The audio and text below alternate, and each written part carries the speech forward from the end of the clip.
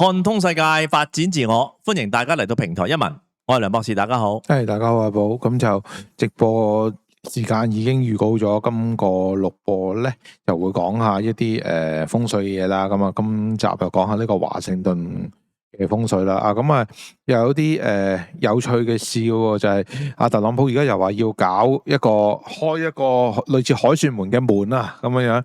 咁啊，即係我哋都成日都講過一樣嘢啦，即係幾樣嘢。第一樣就係唔知點解咧，鬼佬就好鍾情呢一啲門嘅，其實即係凱旋門啊、布蘭登堡門啊，仲有咩門啊？有冇即係大家可以再諗一諗下啦？其實即係我熟悉啊呢兩個門。咁啊呢兩個門起完之後咧，凱旋門好多個㗎，凱旋門即係法國羅馬帝國到拿破崙。我講法國嗰個啊，講法國即係拿破崙嗰個。係啦。咁啊布蘭登堡門呢兩個門起完之後咧，就之後冇好嘢㗎啦，其實冇好嘢發生嘅。其實甚至乎咧玩到咩咧，就係即係好似我哋香港嗰個新嗰個立法會啊，門常開，哎呀都開完呢啲咁樣嘅嘢咧，都係麻麻地，都係鬧搞咁樣。咁啊，香港立法會應晒啦，當年入住門常開嗰屆立法會，建制派首先就俾人衝擊啦，啱啊。跟住嗰班泛民派就全部冇得撈，甚至坐監啦。係啊，咁即係起咗呢啲咁嘅建築物之後，都係真係冇好嘢。咁啊，即係今集就同大家講下啦。咁啊，華盛頓咁啊，如果華盛頓起完又點，唔起又點，未起之前又點咧？咁啊，今集同大家講一講，即係佢成個華盛頓，我哋以白宮嚟做中心啊嚇，咁白宮跟住之前後嗰啲嘅放佔比啊，整體嘅風水係點樣啦嚇？咁啊，第一頁先啦。係。咁啊，呢個新聞就係美國總統話宣布起呢個凱旋門啦。咁咧呢個凱旋門咧係響邊度嘅咧？咁就係我哋而家見到呢個林肯紀念堂啊。我哋見到呢個圖咧，右邊有個林肯紀念堂啊，Lincoln Memorial 啊，嗰個就係林肯紀念堂啦。咁啊，隔住一條河嘅。咁啊，呢個係呢條叫咩河啊？Potomac，中文叫咩？我 check 下先。咁呢條河對岸咧有個公園嘅，咁咧佢個凱旋門咧就會起喺公園度。咁咧就係響呢個林肯紀念堂嘅右後方嘅。右後方嘅。咁我哋下一頁啦，再睇個波多馬克啊，中文叫做波多馬克河。波多馬克河係啊。咁我哋再睇下一張圖啦，嗱。我哋會見到呢個林肯紀念堂啦，跟住咧，對岸咧，咁有條橋咁扮過嚟啦，有條橋嘅，咁跟住咧條橋上面咧就係個河嘅對岸咧，就係有呢個所謂佢想要嘅凱旋門啦。咁咧，嗱，凱旋門咧，我哋講過咧，歷代西方嘅，包括羅馬帝國嗰啲凱旋門咧，如果你翻查一下咧。起完之後啲皇帝都冇乜好嘢。係咁點解咧？包括我哋門常開都係咧，我哋講咧呢個係一個自製嘅橫梁壓頂啊！大家聽過風水有樣嘢叫橫梁壓頂啦，即係你屋企有條屋梁咁壓住你，你瞓喺下面都唔好啦。咁呢個係一個大嘅好大規模嘅橫梁壓頂，好大支嘅。係咁跟住有朋友就話：咁我哋中國好多時都有牌坊啦，咁但係牌坊好薄噶嘛。牌坊唔會起咁厚噶，我哋中國式嘅牌坊，如果大家有留意咧，薄薄一層嘅啫嘛，咁所以點解我哋起咁薄？有原因噶嘛，係就係唔想個橫梁壓頂啊嘛，咁我哋見到呢一個嗱，我哋可以睇到呢個圖咧，呢個林肯紀念堂咧嘅遠處咧就有一個尖起咗個碑。就係華盛頓紀念碑，跟住再向前行咧，我哋見到有個美國國會山莊啊，係啊，咁呢個美國國會山莊咧，同呢個林肯紀念堂咧係面對面嘅，咁咧其實呢一個咧係一個響風水上嚟講咧係一個互相配合嘅一個作用嘅，而且咧。佢中間咧一座文昌塔，因為呢個尖形嘅華盛頓紀念碑咧，我哋叫做一個文昌塔啊。如果大家有睇咧，就響《撼龍經》入面就講咧，呢個屬於貪狼星嚟嘅，係啊，而且仲係尖嘅，個貪狼帶火啊，貪狼啊帶少少廉貞嘅呢個嚇，主要係貪狼啦，有少少尖角咁啊，有啲火。咁呢個文昌塔咧變咗咧就係呢個國會同埋林肯紀念堂咧共用嘅嚇。咁咧響風水上咧，嗱國會就係一個我哋知道美國咧，我哋講過好多次啦嚇，佢唔係一個國家嚟噶嘛。啊！佢係一班財閥嘅組成嘅一間公司，咁咧呢啲咁嘅國會咧就類似個董事局成員啦，啊咁總統咧就類似一個行政總裁或者一個幫佢執行嘅一個伙計啦嚇，咁咧呢個林肯紀念堂咧就類似一個祠堂，一個宗祠啊，即係中國嘅宗祠嘅作用啦。所以我見到咧，呢個白宮咧就係響呢個華盛頓紀念碑嘅北邊嘅，啊咁啊變咗咧係好似一個 T 字形咁啊嚇，一個 T 字尺咁噶。咁咧林肯紀念堂同埋呢個美國國會咧有一個互補作用嘅，但反而咧對白宮咧係起一個監視作用嘅。咁我後面講白宮嘅時候再講啦嚇。咁喺呢個風水上面嚟講咧，呢個林肯紀念堂咧有一個好重要一個，即係好似一個祠堂咁嘅作用啊，係為呢個美國咧呢間公司啦嚇，源源不絕咁提供一個人才庫咁樣嘅一個作用嘅，同埋佢一個基石嘅一個嗰個國運啦，我姑且叫做，雖然佢唔係國家啦嚇，即係一個好重要嘅中流砥柱作用啊嚇。咁我再睇下一頁啦。咁再仔細啲，我哋講完個形態上個作用上，我前面有條路咁一路引水入嚟啦。佢真係水嚟㗎嚇，前面其實佢個林肯紀念堂出面一條水路直接去到嗰個華盛頓紀念碑嚇，跟住咧華盛頓紀念碑去到個國會咧都係冇嘢擋㗎嚇，一條直路㗎嚇。咁其實呢個風水上咧，你通道都係水嚟㗎嘛。咁呢個其實係引氣入去嘅嚇，好重要㗎嚇。咁咧，即係等於以前我哋香港匯豐總行去到天星碼頭中間咧變咗公園啦，唔擋佢啦，啊，好重要啊！啲氣入嚟啊嚇。咁咧呢個林肯紀念堂咧係1922年落成嘅，咁咧係三運啦嚇。我哋知道1924年立春之後就四運啦嚇。咁佢亦都揀喺22年咧，即係費事。如果你24年1月咧，呢啲好尷尬啊！究竟你係三運定四運咧？啊，好複雜啦。咁我22年就冇問題，一定係三運啦。咁佢係坐西向東啊嚇，有山卯向嘅。咁有山卯向嘅飛星咧，我哋擺出嚟啦。我哋見到咧係倒山倒向嘅喎，因為佢嗰個向手咧個門嗰度咧嗰個宮位咧嗰個水星係三啊，而佢下面靠座咧即係對宮啦嚇。佢個山星係三，咁係三運啊嘛，所以倒山倒向，倒山倒向啊嚇。咁啊，佢唯一有啲問題咧，就係佢嗰個呢個震宮同巽宮咧，其實個山星咧前面咧有啲交劍煞啦，啊6、7交劍煞啦。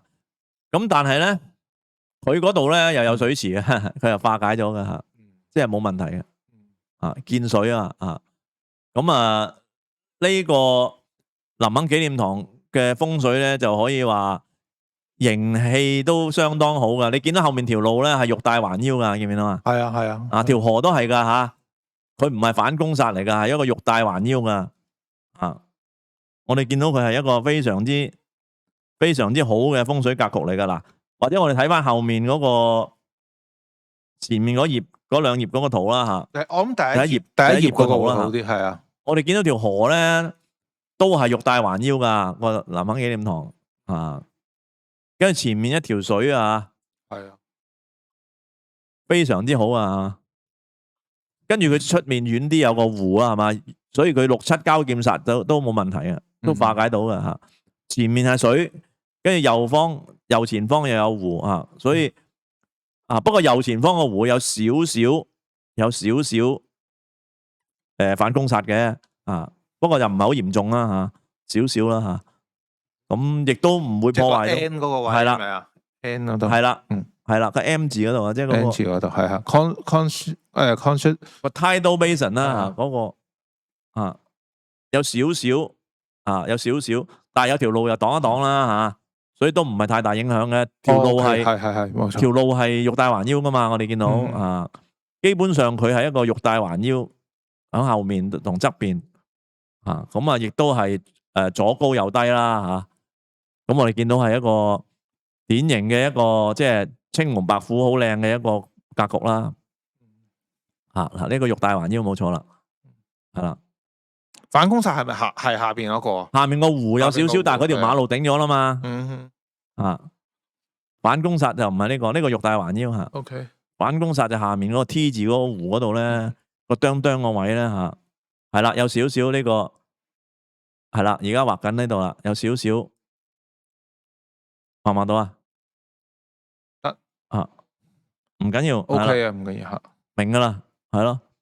咁有少少反攻殺，但係嗰條馬路頂咗啦嘛，咁所以都唔係太大影響咯嚇，同埋有啲距離啦嚇。咁所以整體嚟講咧，呢個風水係非常之好嘅。咁我哋可以見到咧，林肯紀念堂落成咗之後咧，其實咧呢個美國咧1922年之後咧，其實係由第一次世界大戰結束，即係攞唔到着數之後，到第二次世界大戰開始成為世界霸主，就係呢個時期咯。所以非常之，亦都有好多吸納咗好多歐洲嘅人才過咗去美國去為佢服務啊嘛。咁所以呢個可以話係佢一個好重要嘅一個建築嚟嘅。但係咁我哋見到佢本來青龍白虎即係冇問題。但係我哋再下一張啦嚇，睇翻啦嚇，下一頁啦嚇。咁咧唔係，再上一頁，上兩頁再上一頁，係啦，冇錯啦。嗱，我哋見到咧右邊個圖咧林肯紀念堂嘅右後方嚟噶嘛，響呢個凱旋門。咁我哋右邊係咩啊？白虎啊嘛，左青龍右白虎啊嘛。而家唔係白虎壓青龍啊，如果起咗之後，佢左邊本來係略高噶嘛，相對嚟講嚇。但係而家咧變咗咧，佢嘅右後方壓過嘅左後方喎，亦都壓過嘅左前方喎，最高嚟嘅喎呢個建築物。咁呢個係屬於嚟講，對於呢個林肯紀念堂嘅風水咧，係一個叫做白虎壓青龍啊。咁啊代表咧外力干涉啊，即係佢自己，即係一個風水一個地方，如果佢白虎壓青龍咧，呢個地方咧自己就做唔到主啦，要受外力影響啦。係啊，因為除非譬如一個係比丘尼嘅道場，咁全部女性，咁啊反而冇問題咁啊應咗啦。如果唔係咧，就難免受外力干涉咧，你自己即係做唔到主咯。咁呢個嚟講，對於呢個林肯紀念堂嘅破壞係非常之嚴重。咁我唔知佢起唔起得成啦。如果起得成嘅話，就即係當然啦。林肯紀念堂嘅風水咧，過咗咁多年咧，其實喺度減弱緊㗎啦個氣。其實而家已經係差咗㗎啦，已經人才已經係即係唔係咁吸引到㗎啦。咁但係咧，你如果再起埋呢個嘢去破壞咧，就即係當堂就成個局都搞壞埋。咁我哋再觀察啦呢個咁我哋下一步咧嗱，嗰個國會咧嗰個年運咧，我就冇去細查啦，因為我如果要起飛星嘅話咧，我一定要查翻佢有冇大裝修啊，或者有啲咁嘅重要年份啊咁啦，我就費事查啦呢個國會我就唔理佢啦呢個董事會所在啦，所謂咁我就唔理佢啦咁跟住去到白宮啦，咁白宮咧今年又好離奇地咧，佢嗰個東翼咧嗰個宴會廳咧，咁拆咗，但係咧拆完之後咧，法院又唔批准佢起，話佢冇權。咁而家就掉咗喺度咧，我哋見到啲黃泥地係嘛露晒出嚟。咁黃泥地露晒出嚟咧，就非常之差嘅。我哋叫做五黃啊嘛。係啊，五黃。即係五黃煞係嘛？係啊，五黃煞，即係呢個係一個物質嘅五黃煞唔係飛星物質咁而且佢動土啦又翻晒啲泥出嚟啦。咁但係咧，我哋睇翻左面呢個白宮呢個圖咧，佢本身係坐南向北嘅，坐南向北嘅嚇，背後就係華盛頓紀念碑，即係類似佢靠山咁上下啦。咁啊，即係呢個白宮咧，都係依賴呢個林肯紀念堂同埋呢個國會嘅文昌先至可以有力量嘅。文昌即係代表佢哋嘅文章啊、建樹啊係咯，典章啊、制度啊咁啦。即係佢好依賴呢個呢個林肯紀念堂同埋呢個國會嗰個典章制度嗰啲文昌嚟到做佢嘅靠山嘅。咁但係咧，你睇翻白宮自己建築物咧，我哋見到咧，佢前後兩條路啦前門同後門兩條路都係反攻殺嘅。大家有冇見到啊？即係 White House 上面嗰度有一個弧形咁樣啦，係啦，前後下邊係啦，跟住佢 White House 下邊嗰個字咧，亦都係有一個圓形嘅嘢對住自己，但係佢係反向嘅喎，即係好似一把弓咧，向外嗰個位咧咁樣界過嚟㗎。咁啊反攻咧，同埋後面仲有條弓弦添，即係直情好似將要揾箭射你咁啊！即係嗰個圓形嗰度啊，White House 下邊嗰個圓形，上下都係啊。OK。有埋嗱，呢個係反攻殺啦冇錯啦，呢兩個反攻殺啦，跟住後面仲有埋公然嘅條路啊，係啊，呢個又係反攻殺啦。咁呢個係一個同埋坐南向北咧，就冇坐北向南咁穩定噶喎，因為咧我哋講緊咧北極星響邊度啊？響北邊噶嘛，北極星係相對唔喐噶嘛，所以呢個定位嚟講咧，我哋航海咧以前古代係靠北極星嘅。所以坐北向南咧，係喺基礎結構上咧，係比坐南向北穩定嘅。再加上佢嘅形制有咁多呢啲反攻殺咧，代表緊呢個白宮咧係一個好唔穩定嘅狀態嚟嘅。呢個主人，咁白宮係咩嚟㗎？係總統同埋佢嘅高級政府幕僚用啊嘛。咁代表呢個高級政府同埋總統係唔穩定咯，所以佢4年一屆啊。亦都後來咧就連任2屆就唔俾再做啦，咁即係呢啲咁嘅規章，其實令到佢係好唔穩定啊。咁呢樣嘢係咪佢唔識咧做到咁樣樣咧？反而我覺得有心嘅，因為要控制佢，俾冇錯啦，即係唔俾你騎劫，即係真正話事嘅咧係國會嗰班董事局，即係啲財閥嘅代表，同埋林肯紀念堂代表佢個宗祠，即係佢個祠堂。呢班財閥嘅核心利益係重要過你白宮嘅主人，所以你白宮咧係要受制於佢哋嘅，又要依靠佢哋，又要即係有個所謂不安嘅風水，等你換來換去。咁所以咧，我哋見到白宮起好咗之後咧，第一代嘅白宮咧，1800年起好咗之後咧，1812年咧就已經俾英軍反攻咧係燒毀咗噶，成個燒咗噶吓。咁啊，1817年再重建完成，咁啊去到1949年咧又大規模翻新啦，杜魯門。咁啊，佢裝修嘅時候咧，直情搬埋出去嘅。咁所以咧，呢一個如果以懸空飛星嚟講啦嚇，我哋有2個可能性啦嚇。我哋下一頁啦嚇。咁就係有機會係呢個用呢個佢燒完之後焚毀之後，1817年嗰個重新再重建完成嘅嗰個就係七運嚟嘅。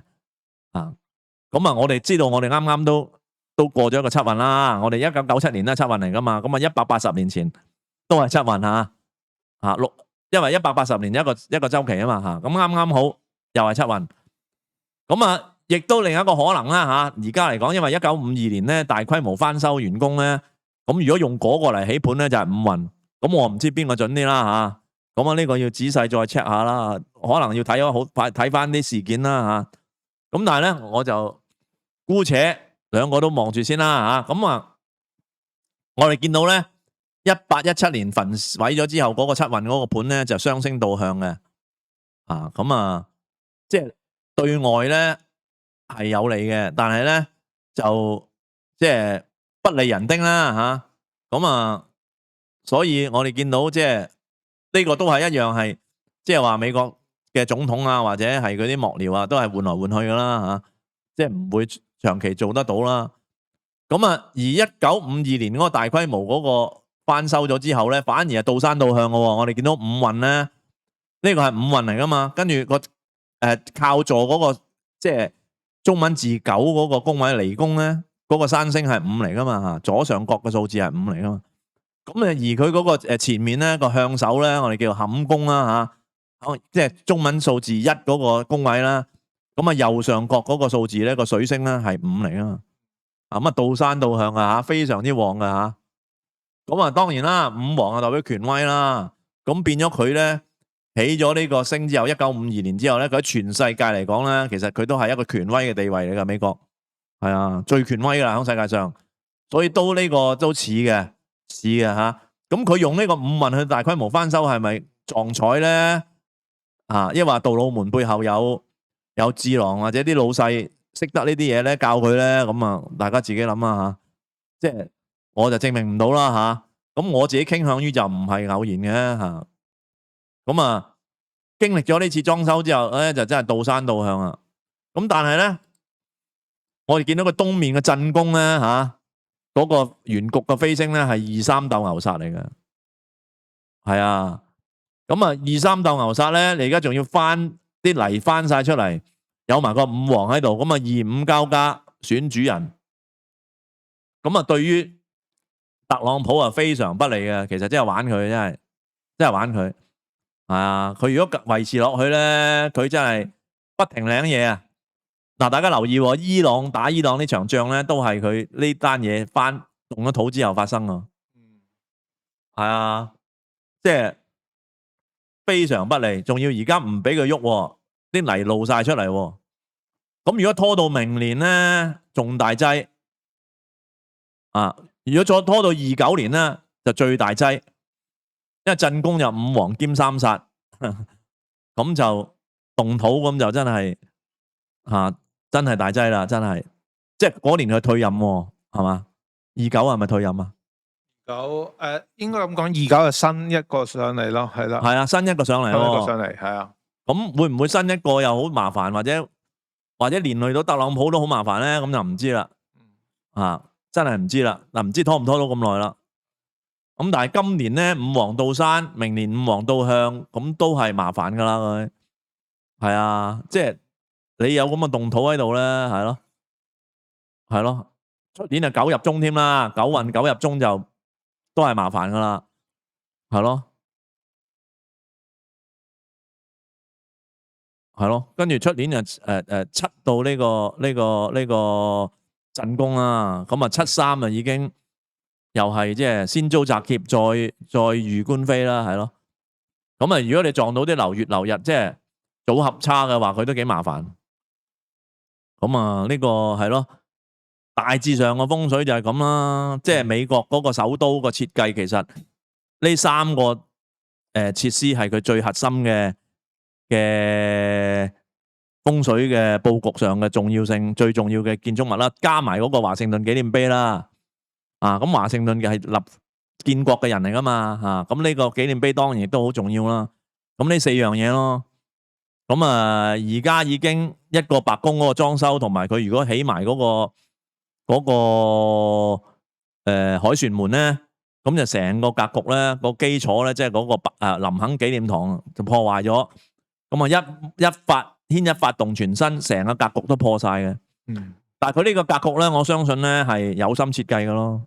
即係個白宮同呢個國會同埋林肯紀念堂嗰個成個佈局啊。咁你未有林肯紀念堂之前咧，白宮同埋呢個國會係一個90度嘅一個，都係有緊張嘅呢個角度啊。90度都係比較有啲即係各行其事咯有少少。咁而家加埋嗰個林肯紀念堂咧，就真係成個穩定結構嚟嘅。咁我相信就唔係一個偶然咯。即係從一個風水上咧，都可以睇到佢嘅即係個運勢咧，係即係美國嘅運勢真係走下坡啦你一個內鬥到要破壞風水，去到玩個即係互相嚟到玩啊，咁其實都係已經好不利噶啦。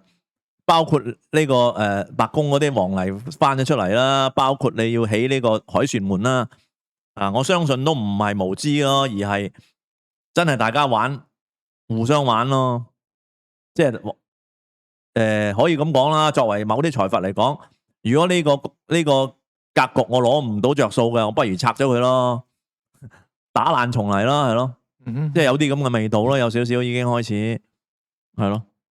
你有冇補充咧？因為我都即刻望緊好多嘢都係啊，望緊係啊。有冇補充咧？呢個格局或者你覺得係咪一個合理咧？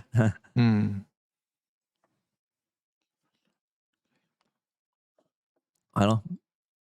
阿義工你都學緊風水啊？係咯。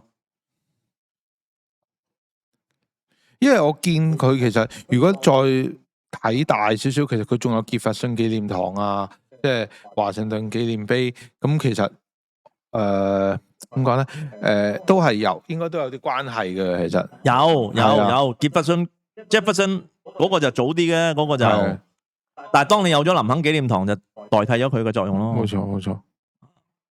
即係之前就係嗰個 Jefferson 嗰個係即係佢即係奠基個美國政府嗰個，即係或者嗰個共和民主兩黨都係由佢創立噶嘛。其實咁，但係去到林肯紀念堂起好之後，就個重要性就又即係變咗係嗰個林肯紀念堂咯。明白。即係可以咁講啦。嗱，Jefferson 就奠定咗即係共和民主兩黨。其實而家嘅民主黨就係以前叫共和民主黨，就係 Jefferson 創立嘅。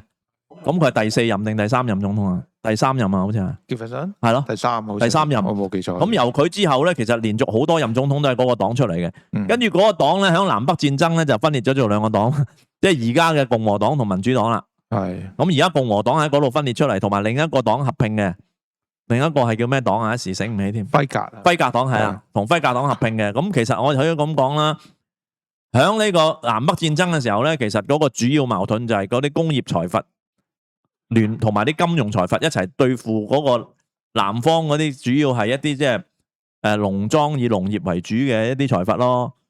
咁所以咧，你可以咁講 ，Jefferson 咧就係將呢個美國由呢個英國嘅統治度拉出嚟嘅咁一個財閥共治嘅系統咯。但係去到林肯咧，就財閥入面有內訌啦，就變咗係部分財閥就凌駕咗其他財閥啦，即係主要就係啲工業財閥同埋一啲個金融財閥嘅聯合咧，就壓倒咗其他嘅財閥啦。